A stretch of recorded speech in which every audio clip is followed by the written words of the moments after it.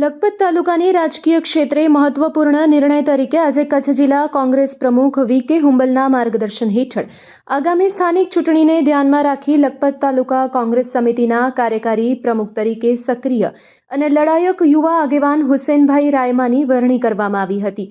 દોલતપર સ્થિત તુલસી ફાર્મ ખાતે યોજાયેલી બેઠકમાં લખપત કોંગ્રેસના પ્રભારી પી.સી. ગઢવી, તાલુકા કોંગ્રેસ પ્રમુખ ઇબ્રાહીમભાઈ કુંભાર, જિલ્લા પંચાયત સભ્ય મામદભાઈ જત સહિતના આગેવાનોની હાજરીમાં જિલ્લા પ્રમુખની અનુમતિથી આ મહત્વપૂર્ણ જાહેરાત કરવામાં આવી હતી.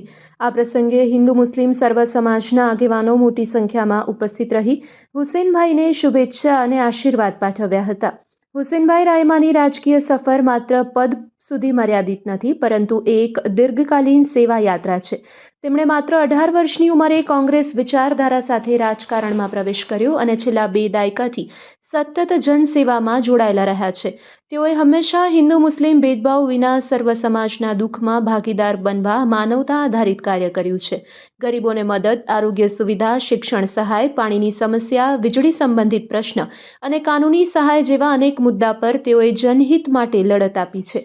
કોરોના મહામારી દરમિયાન જ્યારે સમગ્ર વિસ્તાર મુશ્કેલીમાં હતો, ત્યારે હુસેનભાઈએ કોંગ્રેસના કાર્યકરોને એકત્રિત કરી સમગ્ર તાલુકામાં દવા, સુરક્ષા સાધનો અને જરૂરી સેવા પહોંચાડવામાં અગત્યની ભૂમિકા ભજવી છે.